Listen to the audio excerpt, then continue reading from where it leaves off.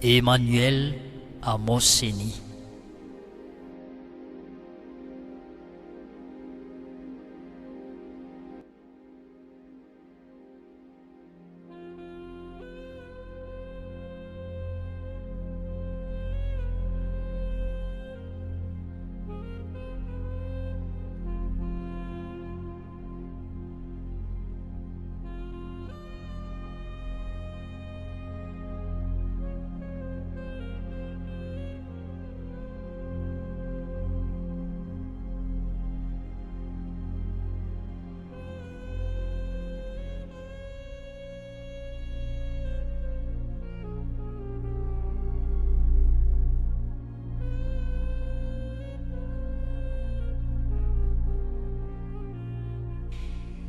Indro atolotra anao eto indray androany ny tantaran'ny Emmanuel Amoseni. Ny tantaran'ny Emmanuel Amoseni.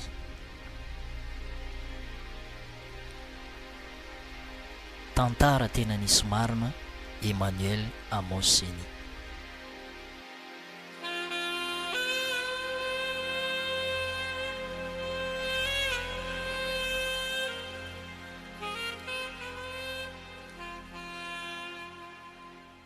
Vita ny fanekena voalohany, manomboka izao dia anao daholo ireo fananana rehetra ireo, fa izaho tsy ho hitanao intsony, hoy Alisy tamin'ny Emmanuel Amoseni. Tsy tena fanambadiana mantsy no nanambadiany Alisy any Emmanuel Amoseni, fa mba hitaomany azy ho an'ny devoly fotsiny hilalahody ratsy. Dia lasa i Alisy avy eo tsy hitany Emmanuel Amoseni intsony. Izy rery no tavela tao an-trano dia lasa nanao fiofanana tany Inde izy, ary zavatra tena vetaveta sy mahatsiravina mihitsy no hitany tany nandritra ny fiofanana tao ambanin'ny tany ohatra ny taon'izy iray ihany.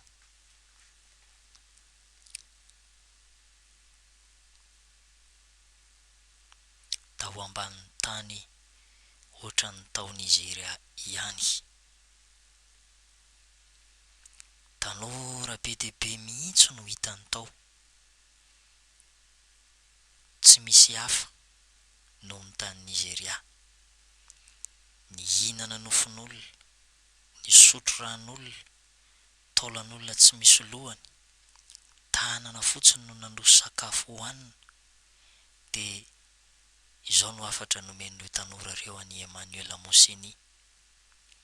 Tsy mahazo mihembotra intsony ianao fa mandroso hatrany, fa raha vao mihembotra ianao dia ho maty. Dia tsy afaka nihembotra intsony izy, na dia tsy tiany aza izao lalana hitondran'ny devoly azy izao, fa tsy maintsy mandroso ihany. Nandritry ny fiofanana dia matory ao am-pasana, ary injany feon'olona maro be miao ao, mahita ny taolan'olona mandehandeha. Indraindray aza atao tanan'olona fotsiny mandehandeha, ny sasany vatana fotsiny, ny sasany lohan'olona fotsiny, karandohan'olona mandehandeha. Nanafosafo azy isan-kalina ka lasa natahotra mafy izy. Tsy afa-nanoatra nefa, fa dia niaritra fotsiny ny zavatra nataon'ny devoly taminy, na dia natahotra mafy aza izy. Mbola misy toerana hafa koa nanaovany fiofanana, toerana misy ala be, misy biby manaikitra toy ny maingoka. Nijalijaly tokoa izy, nefa tsy nahazo nihembotra araka ny baiko, satria raha vao mihembotra dia vitany aminy. Tanteraka soamantsara ary ny fiofanana tany Inde, ka dia niverina tany Nigeria indray izy. Tsapany tao amin'izay nisy hery hafahafa tao amin'ny tenany, toa nisy fanahy hafahafa tao amin'ny tenany, mba hialany amin'ny fijaliana dia naniry mba hitombon'ny hery bebe kokoa tao aminy izy dia niantso ny rivotra izy ka nisy rivotra mifofofofo toy ny tadio mitambolombolona be nitondra azy niakatra ka dia nipetraka teny amin'ny habakabaka niaraka tamin'ny devoly izy. Fotoana naharitra no nitoeran'ny tany dia vao niverina tety ambonin'ny tany indray izy. Vao tafaverina tety ambonin'ny tany anefa izy dia tsapany fa miamitombo hatrany ny hery nananany. Mbola te hampitombo izany ihany anefa izy ka nantsony indray ilay rivotra dia nofaohan'ilay tadio indray izy ka niakatra indray teny amin'ny habakabaka noho ny tafaverina avy tany anefa izy dia tsapany fa tsy dia tena mbola nahafa-po azy loatra ny hery tao anatiny ka dia nidina tany ambanin'ny tany indray izy. Nisokatra ho azy ny tany teo ambaniny dia nidina tany ambanin'ny tany izy ary tao no nahitan'olona niasa mafy nitady vola nefa mifatotra ny tanany ka rehefa nanontaniana ireo olona ireo hoe hatao inona aty itony vola itony dia hoy ilay olona iray teo akaikiny namaly hoe devoly no mampiasa mafy azy ireo ary miasa mafy amin'ny fony rehetra ireo manao vola alefany eny ambonin'ny tany mba hamitahany olombelona hahavariana azy tsy hitodika na hiverina amin'Andriamanitra. Saintsaino ary izay voasoratra ao amin'ny Timoty 1:9-10 manao hoe ary izay teo mpanan-karena dia latsaka amin'ny fakapanahy sy ny fandrika ary ny filana maro tsy misy antony sady mandratra izay mandetika ny olona ao amin'ny fandringanana sy ny fahaverezana fa ny fitiavam-bola ny fototry ny ratsy rehetra koa ny sasany izay fatra-pitady izany dia efa voavily ny ala tamin'ny finoana ka nanindrona ny tenany tamin'ny alahelo be.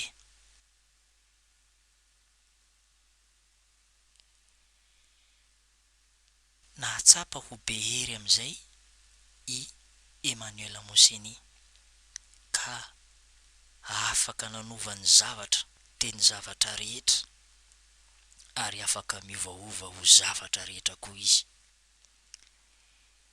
Izay zavatra rehetra tadiavina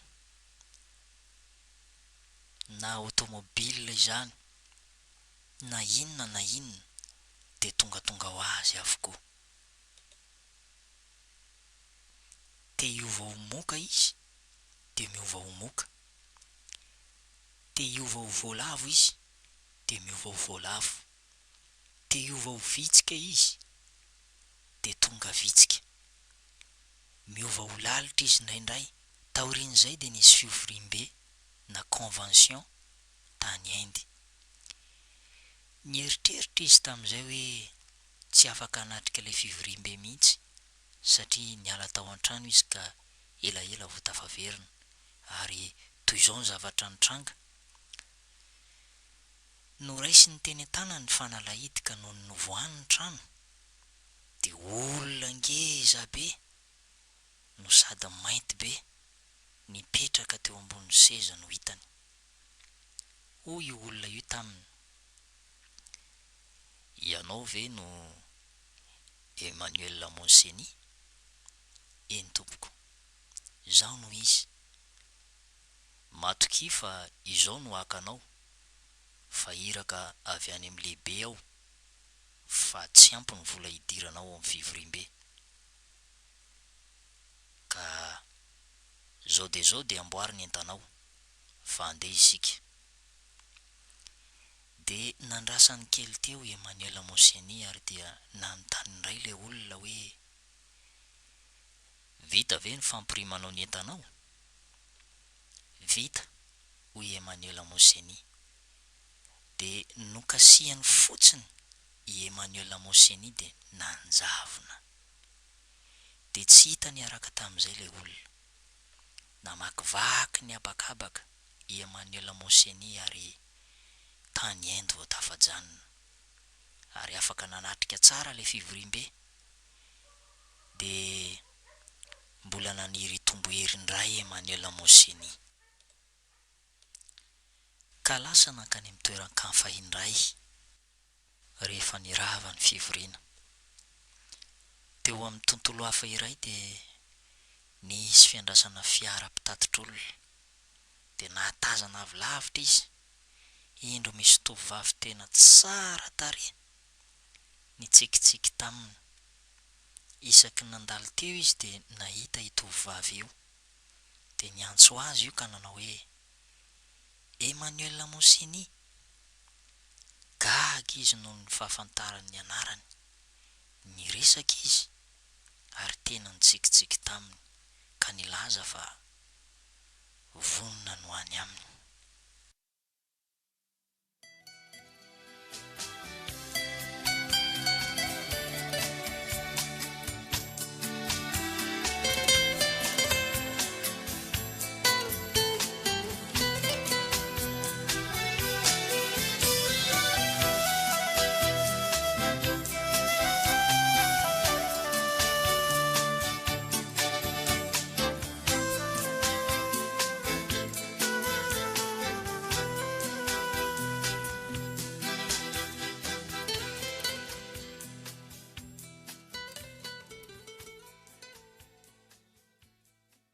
Tsy nanome ny adresin'ny mazava nefa izy satria efa nafarany aliso fa tsy mahazo manambady intsony,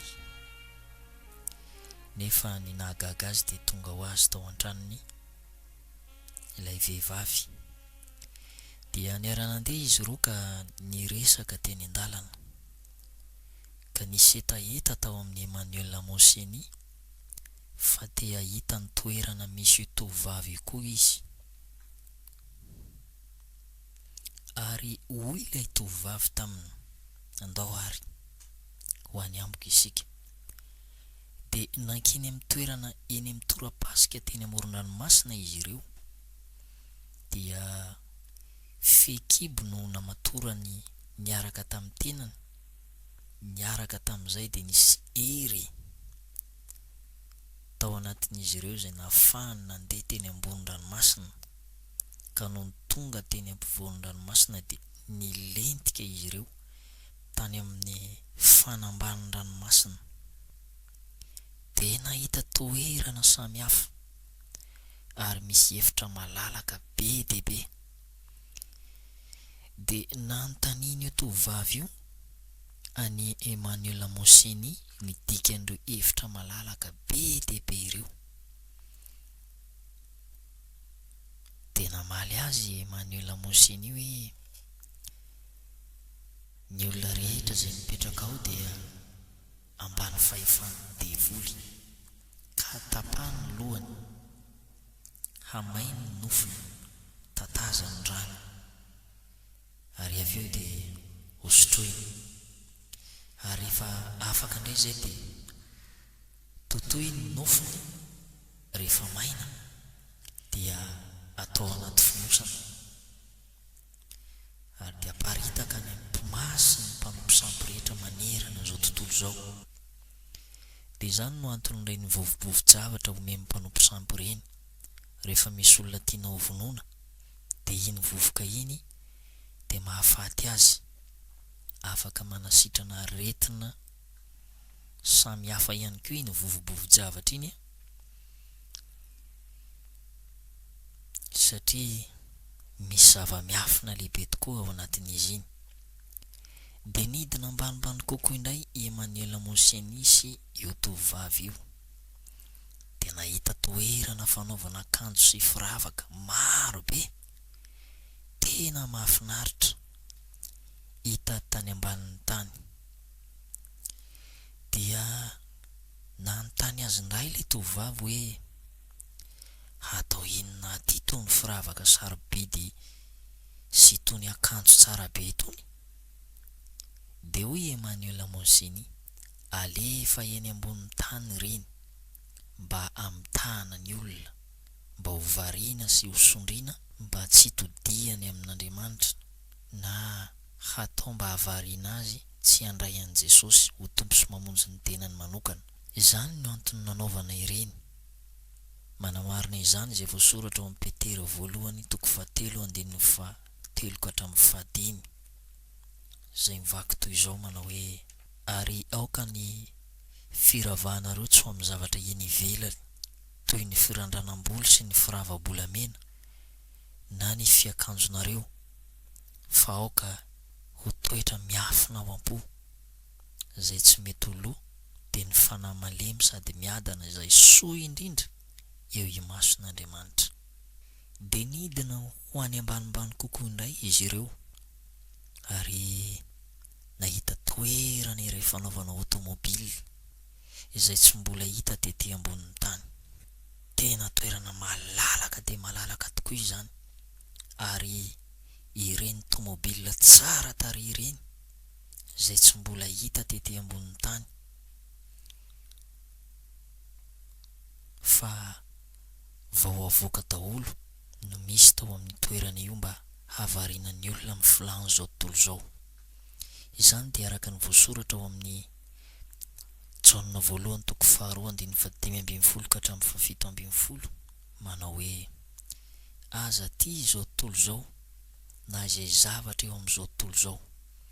Raha misy olona ty zao tontolo zao, dia tsy ao anatin'ny fitiavana ny ray, fa ny zavatra eo amin'izao tontolo zao dia ny filan'ny nofo, filan'ny maso, ary ny reka momba izao fiainana izao, dia tsy mba avy amin'ny ray fa avy amin'izao tontolo zao, ary mandalo izao tontolo zao sy ny filany, fa izay manao ny sitrapon'Andriamanitra no maharitra mandrakizay.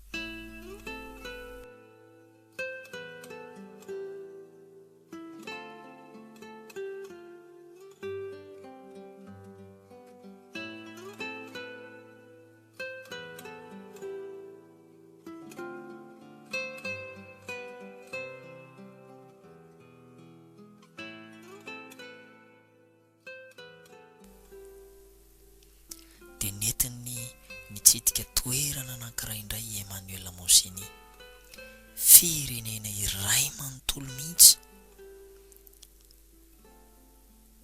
Izany no hitany tany ambanin'ny tany. Ny devoly no mpanapaka tao, tanora zazalahy sy tanora zazavavy tsara tarehy daholo no nonina tao amin'ny toerana io. Ny anton'ireo tanora tsara tarehy ireo dia izao: ho fampitandremana antsika olombavony zanak'Andriamanitra rehefa manompo an'Andriamanitra eo amin'ny fotoanan'ny fanambadiana indrindrandrindra, mba tsy hosodokan'ny atsara tarehy fotsiny, fa handinika sy hamantatra tsara izay olona tokony ho ekena ho vady na halaina ho vady. Ny asan'ireo tanora ireo dia mody mivavaka ao amin'ny toeram-pivorian'ny zanak'Andriamanitra, araka ny voasoratra ao amin'ny bokin'ny Joba 1:9 sy 7 manao hoe: no niavo ireo zanak'Andriamanitra iseho eo anatrehan'i Jehova, dia mba tonga teo koa Satana tafaharo taminy, dia mody mivavaka sy tapa-kevitra ny hibebaka izy ireo, nefa mikendry ny anala ny olombavonjy eo ambany fahasoavan'Andriamanitra. Izany no tena tanjon'izy ireo, izany no zava-kendreny. Eo anatrehan'izany dia tokony hitandrina isika raha misy tanora zazavavy na tanora zazalahy eo amin'ny fivoriana, fa izao no voasoratra ao amin'ny bokin'ny Ohabolana 2:17 manao hoe: mamitaka ny fahatsaram-bika ary zava-boana ny fahatsaran-tarehy, fa ny vehivavy matahotra ny Jehova no hoderaina. Mody miseho tena olona mivavaka sy miova fohy izy, nefa ny tena tanjony dia ny andavo sy hamotika ny olombavonjy. Tonga tao aminy raha zazavavy, ary nientindra zazavavy tany amin'ny toerana nisy azy ary i Emmanuel Moseny. De nampahafantarindra zazavavy azy ny anarany, de izany mpanjaka vavy morotsiraka izany no anarany. De nanontany azy Emmanuel Moseny hoe fanahoana no izany no anaranao? De namaly azy ilay vehivavy manao hoe tiako ianao ary tiako ny miara-miasa aminao, koa hanao fanekena isika mba hahatonga anao ho irako. Ireto avy ny fanekena ataontsika. De naka voalavo maty izy, naka bibilava ngeza be atao hoe boa, tokony ho 5 metatra na 10 metatra mbola velona. De naka nofon'olona sy ran'olona ihany koa izy, dia ireo no nohaniny nanaovany fanekena. Ary manarakaraka izany de naka dikin'olona ihany koa, izany hoe maloton'olona izay nohanina niaraka tamin'ny voalavo sy ny bibilava ary ny ran'olona sy ny nofon'olona. Ireo karazan-javatra voatanisa teo aloha ireo de tsy de nampaninona ny Emmanuel Moseny loatra ny nihinana azy, fa ity farany de ilay bibilava boa 5 metatra na 10 metatra mbola velona nampatahotra azy sy nampiorokoditra azy. De ny salasala izy tsy nety hihinana ilay bibilava ngeza be, ary dia notantanin'ilay tovovavy izy ary nisy hery niala tao amin'ilay tovovavy de niampita tany amin'ny Emmanuel Moseny, ary dia tampotampoka teo de nanjary nisy fahasasa-hipoana tao aminy, ary dia nihinana ilay bibilava ngeza be. Ary nitombo de nitombo tokoa ny hery tao amin'ny Emmanuel Moseny rehefa nahalany an'ireo hanina rehetrarehetra ireo. Na dia nandà mafy aza izy hoe tsy afaka hihinana an'io bibilava io aho, de nihinana ihany izy no farany. Ary rehefa avy eo de nanjary tena nitombo de nitombo tokoa ny heriny, afaka miova ho biby arak'izay tiany izy, na hiova ho vehivavy sy zavatra hafa koa. De niona tamin'ny losifera izy taoriana kelin'izay.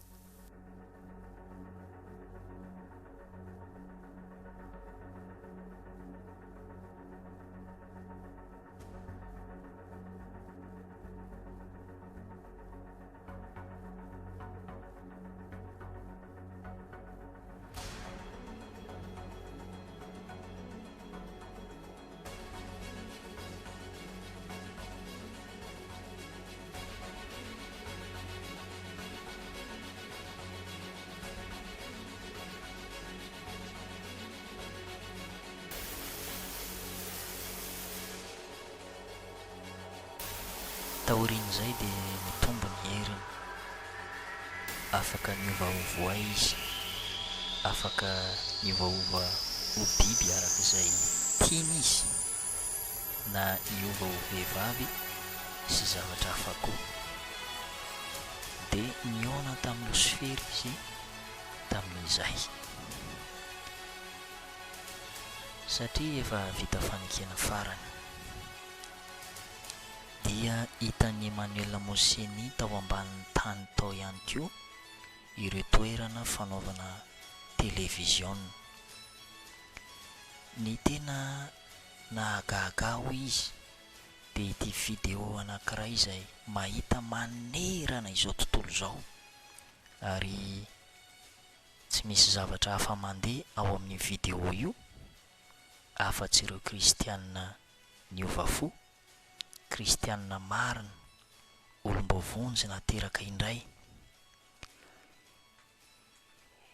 Nilaza i Emmanuel Moseny fa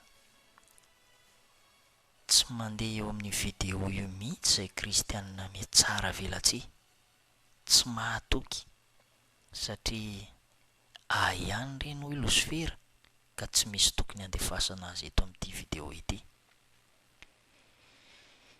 Ny antony eo amin'ny vidéo io izay manara-maso ny fiainan'ireo olona tena nateraka indray ireo dia ahafantarana ny adresin'izy ireo, anaraha-maso ny fiainan'izy ireo, ahafahana manodina azy, ahafahana mampiverin-dalana azy na andavo sy amitehana azy ireo mihitsy aza. Rehefa nihaona tamin'ny losifera ireo devoly maromaro dia nomeny baiko hoe ianareo ireo no hirako, any ambony any tsy sa manonna hoe lanitra izy, misy toerana tsara tarehy any.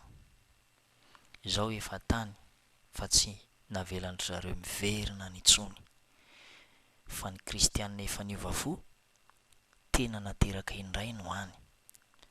Koa ny asanareo dia izao, hamono sy handringana ireo kristianina ireo, ka rehefa tsy lavinareo amin'ny fitsangatsangana izy dia ataovy zay azo toka azy ireo amin'ny vola na amin'ny arena.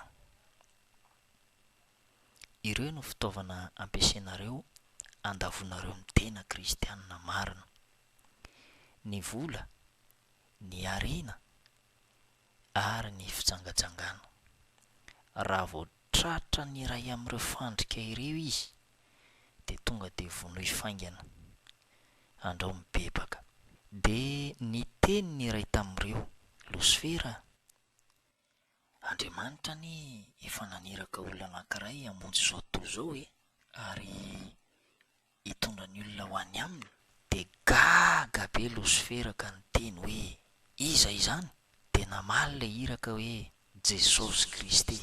Niaraka tamin'izay dia tapaka ny sezan'ny losifera ka lavo ny tarapoka izy. Noho ny tafarina avy eo izy dia nanafatrafatra ilay iraka sy ny teny mafy azy. Tandreminao tsy mahazo manonona izany anarana izany aty intsony ianao, na oviana na oviana, mampitandrina anao dia lasa niala teo anatrehany ilay iraka ka nakeny ambonin'ny tany. Emmanuel Mosieny koa nahazo iraka manokana. Ho fampiaran'ny Emmanuel Mosieny ny herin'ny lehibe tety ambonin'ny tany dia nisy bulletin anankiray nahasosotra azy, tena nahasosotra azy ny olona tamin'ny trano ka nobaikony tamin'ny herin'ny lehibe dia niova lasa nivava ny tany, tonga dia nitsoropaka na niletsy sy nirodana avy hatrany ilay bulletin avo be. Rehefa nanao fanadihadiana nefa na constat ny fanjakana dia sahira-kevitra hoe avy aiza ry ny fototra izao loza izao somebiseby ny olona tamin'izany, nefa zavatra hafa mihitsy tsy tao an-tsain'izy ireo ary tsy fantany zavatra nisy tany amin'ny tontolo hafa. Avy amin'ny herin'ny maizina tao amin'ny Emmanuel Mosieny iny no nahatonga ilay loza na ny fianjeran'ilay trano bulletin lehibe, ka dia ilay ingénieur na ilay ingéniera mpanao ny fanorenana no gadrainy fa tsy mahafantatra na mahalala ny zavatra tokony hatao nono. Nisy orinasa ihany koa tsy dia nifankahazo tamin'ny Emmanuel Mosieny iny tompon'io orinasa io, ka dia lasa maty ilay orinasa, fahita tanteraka. Ireo no nampiarany voalohan'ny fahefany. Nanomboka teo dia tsy nanome sakafo ho an'izy ireo intsony losifera fa izy ireo ihany no nitady ny sakafo nohaniny. Ny fomba nataon'izy ireo azahoana sakafo dia fomba matsy ravina. Ny mahatonga ny olona ho fatifaty foana hoe nisy matoto namono ono, nisy matoto namono azy ka tahaka izao, ay tsy matoto izy io, fa ilay olona vita fanekenana voaty tamin'ny devoly no namono azy, ka ny fahitana ilay olona maty tamin'izany fotoana izany dia nisy dian-drangotra teo amin'ny tendany. Ny anton'ireny dia izao: tsetsafin'ny iraky satana ny rany ary nohaniny ny nofony satria tsy mahazo mihinana ny sakafon'ny olombelona intsony izy, fa ny ran'ny olona no tsetsafiny ary mitsetsitra araka izay mahafa-po azy eo izy. Ary rehefa vitany izay nataony dia lasa izy nandeha. Izy moa amin'izany dia afaka miovaova ho zavatra mihitsy toy ny olona rehetra ireny ihany izy rehefa mandeha, saingy afaka miovaova ho zavatra hafa arak'izay tiany. Ary rehefa naona izy dia mitady olona matory miesona. Jerena nefa toa midiny trano, fa mba hahafahana miditra ao dia miova ho moka izy, mitsofoka amin'ny tsefatsefaky ny varavarana, miditra eo anelanelan'ny varavarana, ary rehefa tonga ao dia mitsetsitra ny ran'ny olona matory io, dia lasa mandeha izy, fa ilay olona matory teo kosa dia maty. Dia hoy ny olona hoe maty tampoka tao an-trano noho ny ranony, nefa ilay olona vita fanekena tamin'ny devoly no namono azy. Manaraka izany koa, raha mahita ireny olona maty an-drano ireny ianao, hoe lasa ny lolon-drano hoe maty an-drano, nefa rano tsy dia lalina be akory fa marifo kely, nefa dia maty ilay olona. Ny anton'ireny dia mandalo ireo iraky satana izay efa vita fanekena, ka mitsetsitra ny ran'ireny olona ireny ka dia maty an-drano izy. Nomena anarana hoe monde occulte ny tontolo misy azy ireo eto ambonin'ny tany, ary ao koa misy afo mirehitra tsy mijanona, tsy hitantsika maso anefa izany, fa misy tena mari-pamantarana ahafantarana ny devoly. Ny tena olom-bavonjy ihany koa dia manana ny afony fanamasina. Ny devoly mantsy dia mpangala-tahaka. Tsy tokony atahotritsika kristianina satria isika ihany koa dia manana ny afony fanamasina, le afo afaka andoro ny asan'ny maizina rehetra. Tsy afaka mamono mivantana ireo kristianina ireo ny devoly, satria araka ny voasoratra ao amin'ny Salamo 4:7 dia manana teny fikasana lehibe tsika zanak'Andriamanitra. Ny teny fikasana voasoratra ao dia milaza manao hoe ny anjelin'i Jehova mitoby manodidina azy ka miaro azy. Noho izany dia tsy afaka mamono azy ireo mivantana Satana sy ny irany, fa mampiasa ireo fitaovana telo ireo, izany hoe ireo fandrika telo ireo izay efa voalaza tetso aloha, dia ny vola, ny harena ary ny fijangajangana no ahafahana maharesy azy. Nisy tovolahy nateraka indray vao avy niova fo, tena mafana fo ary mirehitra mitory teny sy mijoro vavolombelona. Ka rehefa mitory teny na mijoro vavolombelona eo amin'ny toerana iray, io tovolahy io dia maro ny olona resy lahatra, ary tsy hoe faly fotsiny mandray tory teny, fa mandray fanapahan-kevitra mihitsy, mibebaka mihitsy ny olona. Teo amin'io dia tsy nahafaly any Emmanuel Moseny ny zava-nisy tamin'izany, satria sorena izy mahita ny olona miova fo ho an'Andriamanitra, sorena izy mahita olona mivavaka. Ary hoy Emmanuel Moseny: aleo fa ho hitako ny fomba anaovana an'iny, poteko iny, vonoiko iny. Teo anatren'izany, rehefa vita ny asan'Andriamanitra nataon'io zazalahy io dia niondrana tao anaty fiarakaretsaka iray izy. Tsy mampaninona ny Emmanuel Moseny mihitsy ny ahafaty hainy olona maro ao anatin'ny fotoana vitsy. Novonoiny avokoa ny olona tao anatin'ilay fiarakaretsaka, dia niteraka loza matsiravina lozam-pifamoivoizana tamin'io fiarakaretsaka io izy, fa ilay zazalahy kosa avitra soamantsara. Narovan'ny anjelin'Andriamanitra, nakapiny Emmanuel Lamoseny tamin'ny hazo anankiray lehibe mantsy io automobile io ka tsy nisy raisina afa-tsy ilay zazalahy na le tovolahy zay avy nitoriteny ihany no velona, ary sady niantso tamin'ny feo mahery io tovolahy io, nanao hoe voavonjy aho, voninahitra ao an'Andriamanitra, voninahitra ao an'Andriamanitra, halleloia. De vao naheno an'izay Emmanuel Lamoseny dia tezitra sady nivontony fony. Mbola nitoy ihany nefa ny asa ratsiny. Ndray mandeha koa izy navita namely pasteur anankiray tena niva fo. Ny nanaovany an'io indray rehefa nandalo teo amin'ny toerana anankiray izy, de nisy camion anankiray zay navadiny ny anjera tany amin'ilay pasteur ary maty daholo ny olona tao anatin'ilay camion. Fa ilay pasteur kosa dia afa niala, tsy matiny. Izany no fiarovany tanàn'Andriamanitra mahery ny tena olom-bavonjy marina. Aoka tsy ho taitra raha misy loza ataon'ny Satana, aoka tsy ho miemponempona ny fonao na ivaraontsana. Aoka ho fantatrao fa misy mpiambina isika, dia ny anjelin'i Jehova.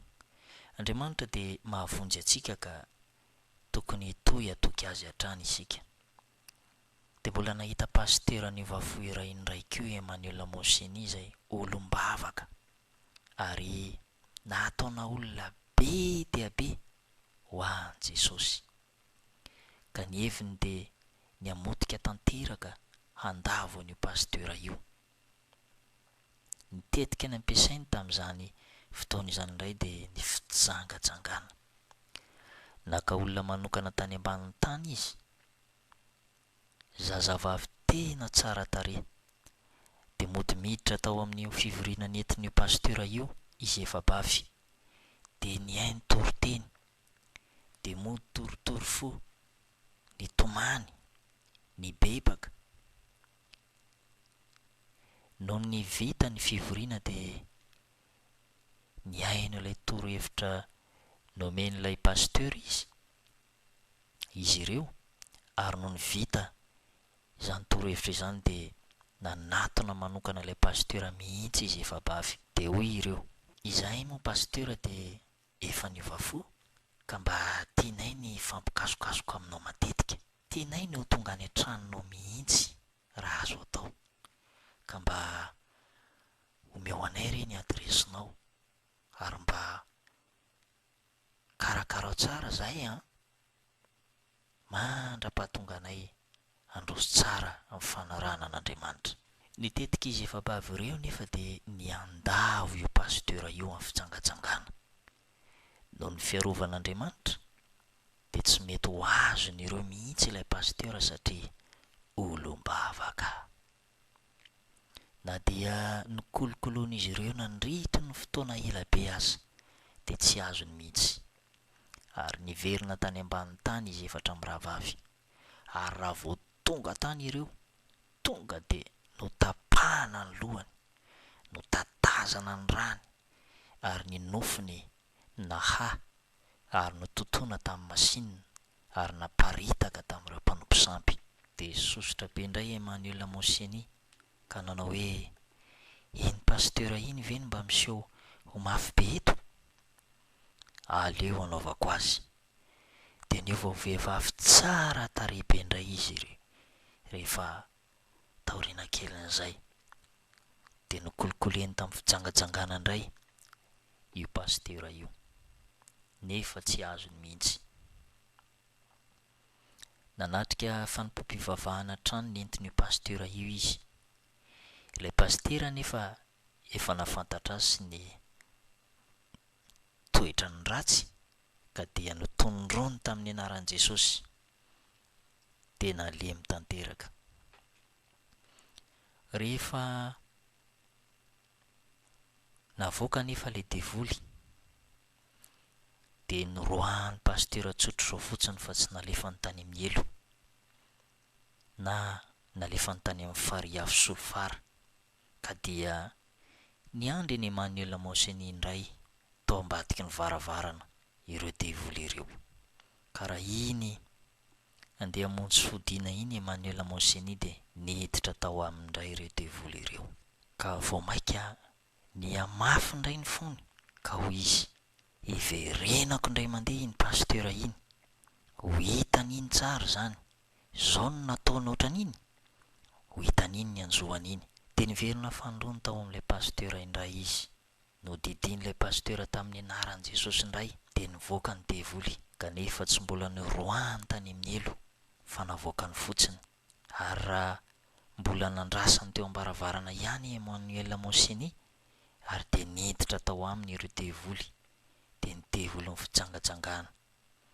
Teo anatrehan'izany dia vao maika tezitra dia tena tezitra izy, ka ny mamafisy ny devoly mihitsy ny fony, ary dia niomana niverina indray izy, ho hitako ny anaovana an'iny, hitako ny amtehana an'iny.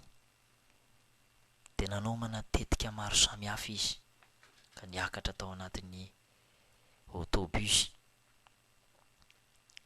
niakatra tao anatin'ilay automobile izy niakatra tao iny anefa dia tonga ny famonjen'Andriamanitra azy. Naheno feo miantso izy hoe, Emmanuel Moseny, Emmanuel Moseny.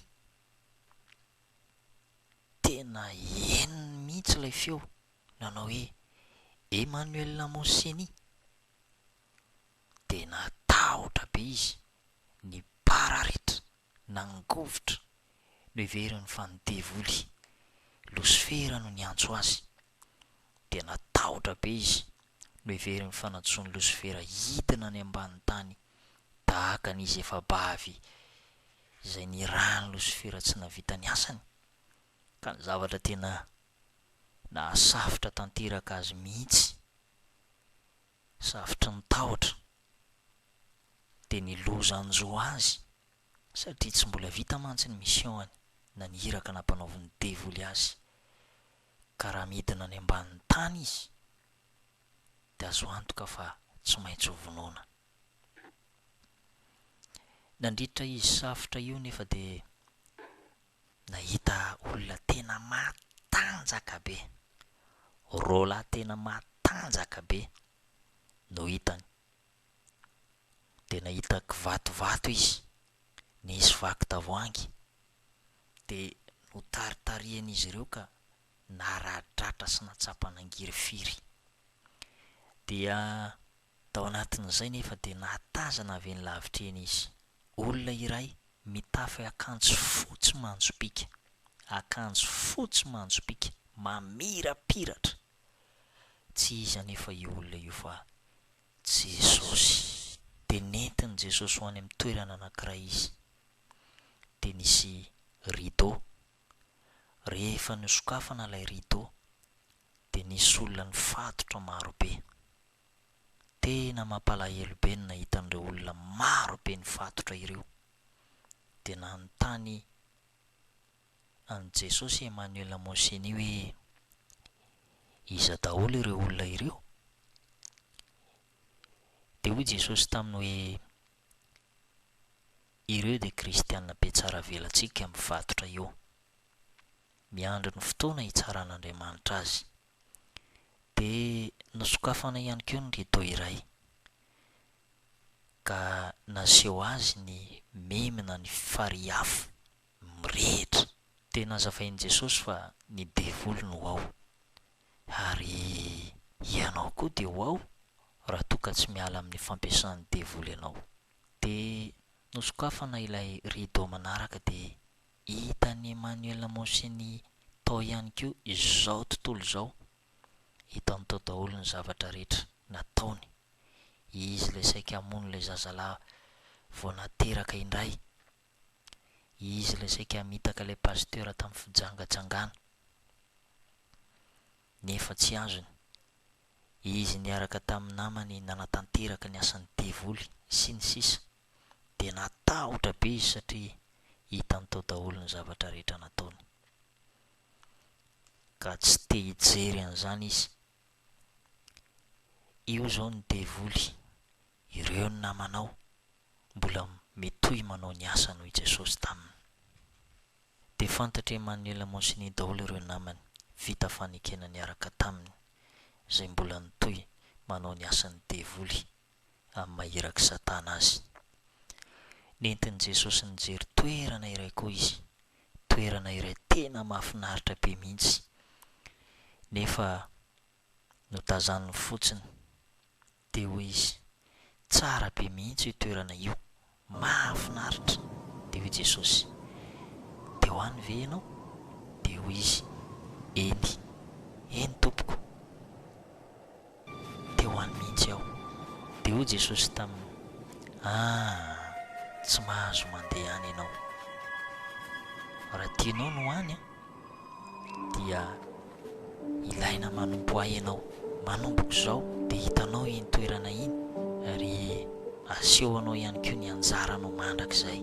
Raha manompo ahy ianao dia iry toerana mahafinaritra be iry no ho toeranao, ao dia feno fifaliana,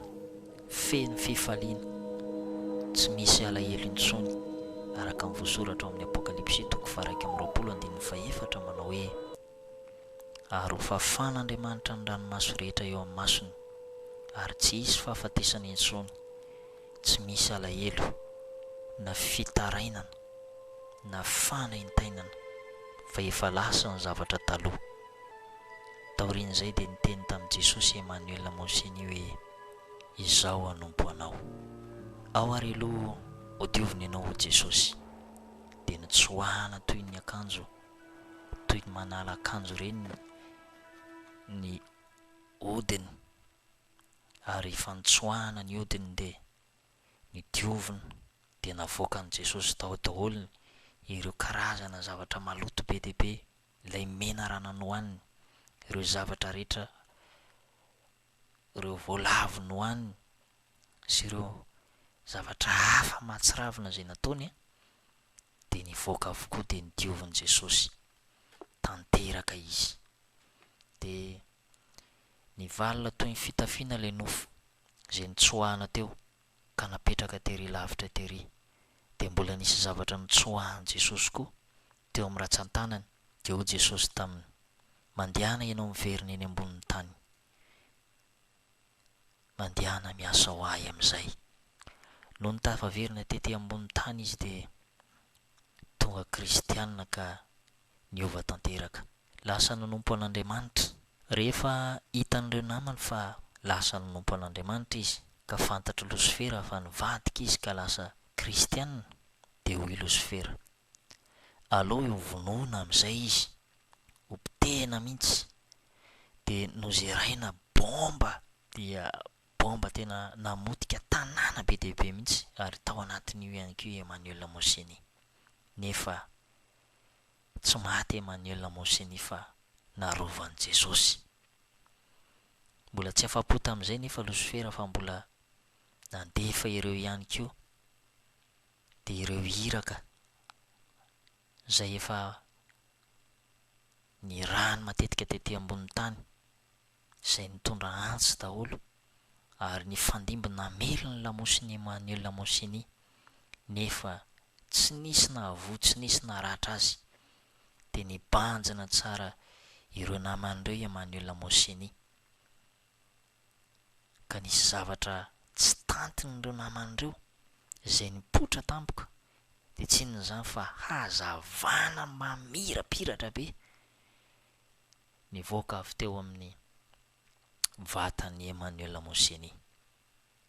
Dia niantso tamin'ny feo mahery ireo naman'ireo manao hoe, maty izahay, sambatra ianao afaka, inona no nahafaka anao, inona no nahatonga anao tahaka izao, izahay mba te ho tahaka anao, fa tsy fidiny anay anie no tahaka izao tsy sitraponay ny ianao izao, ka inona no nataonao? Hoy Emmanuel Monseny tamin'izy ireo, mino an' Jesosy Tompo. Dia nitory ny filazantsara tamin'izy ireo Emmanuel Monseny, dia voavonjy ihany koa ireo iraky satana ireo. Ka io ireo arena nananany be deaibe teo aloha dia tsy maintsy nesorona taminy, ary Jesosy mihitsy ny nampanjavona an'ireo arena maloto ireo, satria tsy miendrika ho azy intsony ireo satria efa niova fo ho an'i Jesosy izy.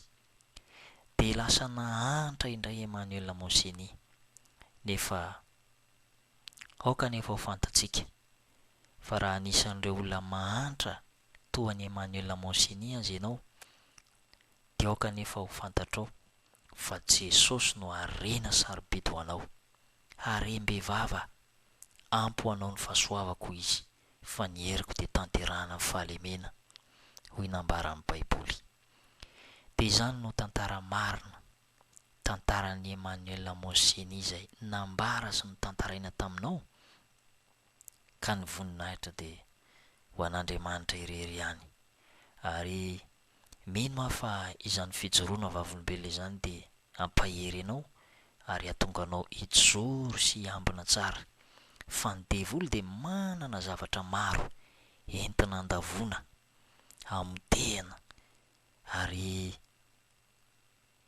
indrindra fa ny fiainam-panatsika kristianina izay efa niova fo marina, koa anjarako sy anjaranao ary ny mijoro amin'ny tenin'Andriamanitra izay voasoratra any amin'ny Korintianina 1:12 manao hoe: ary koa izay manao azy fa efa mijoro tsara dia aoka izy hitandrina fandraholavo.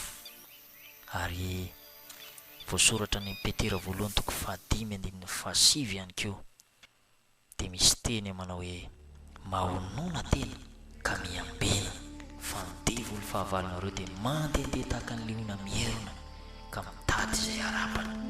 Ary eto am-pamaranana dia mbola averina aminao indray ny amin'izay voasoratra tao amin'ny fitantarana tany am-boalohany hoe ao amin'ny Tesalonianina 1:5-20 sy ny 2:20, manao hoe: fantaro ny zavatra rehetra, azono mafy izay tsara, fa dio izay endriky ny ratsy rehetra. Samy mahery